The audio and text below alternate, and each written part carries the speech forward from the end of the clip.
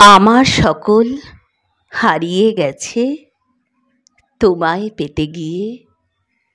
আমি কি আর বলি তোমায় নিয়ে।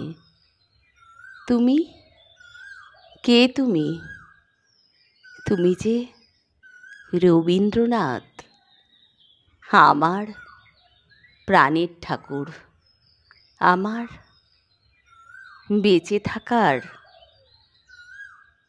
উৎস। শিলাইদহ ভাবে আপনি ওদের, জোড়াসাঁকো ভাবে আপনি এদের। বিশ্বভারতী ভেবেছিল জর্জ বিশ্বাসের নন, আপনি তাদের। রবীন্দ্রনাথ, আপনি আসলে কার? যুদ্ধের সময় ট্রেঞ্চের মধ্যে শেষ নিঃশ্বাস নেয়ার আগে এক তরুণ কবি ভেবেছিল আপনি তার।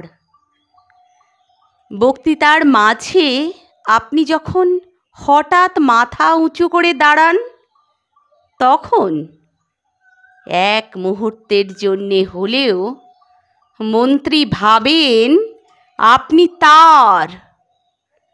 নতুন বৌঠান কি কোনো দিন ভেবেছিলেন আপনি তার? রানু, রবীন্দ্রনাথ, আপনি যে ঠিক কার, সে প্রশ্নের উত্তর বাঙালি আজও পায়নি। দাদামশাই ভাবেন আপনি গোড়ার রচয়িতা, আপনি তার। বাবা ভাবেন আপনি বানিয়েছেন শ্রীনিকেতন, আপনি তার। মা ভাবেন আপনার সুরেই বেজে উঠেছে ওর বীণা, আপনি তার। ভীরু কিশোরী যে মুখ ফুটে বলতে পারেনি, শুধু চিরকুটে লিখে দিয়েছে হাতখানি ওই বাড়িয়ে আনো, দাও গো আমার হাতে। ধরবো তারে, ভরবো তারে, রাখবো তারে সাথে, সে মনে করে আপনি তার। আর কফি হাউসে টেবিল চাপড়ে রাগী তরুণ ঘোষণা করে আপনি আসলে মাত্রাবৃত্তের। যতজন বাঙালি ততজন রবীন্দ্রনাথ।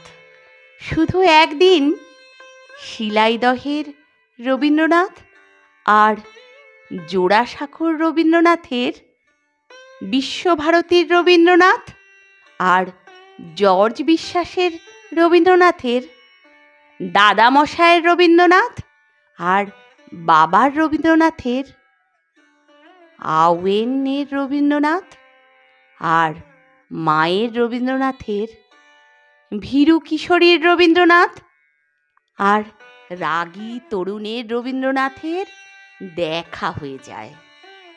সেই দিন হলো 25শে বৈশাখ। সেই পুণ্যতিথি আজকে। লিখেছেন অংশুমান কর। কেমন বললাম জানি না। আসলে রবীন্দ্রনাথ, তোমাকে নিয়ে বলতে গেলে সবটাই যে কম পড়ে যায়। সবটা উজাড় করে দিলেও পুরোটা যে ভর্তি করতে পারি না। শুধু মনে হয় তোমার জন্য কোনোটাই যে উপযুক্ত নয়। কতটা দেব, সবটা তো তোমার জন্য দিয়ে দিয়েছি, বাকি কিচ্ছু নেই। শুধু তুমি আমার প্রাণপ্রিয় রবীন্দ্রনাথ হয়েই থেকে যেও।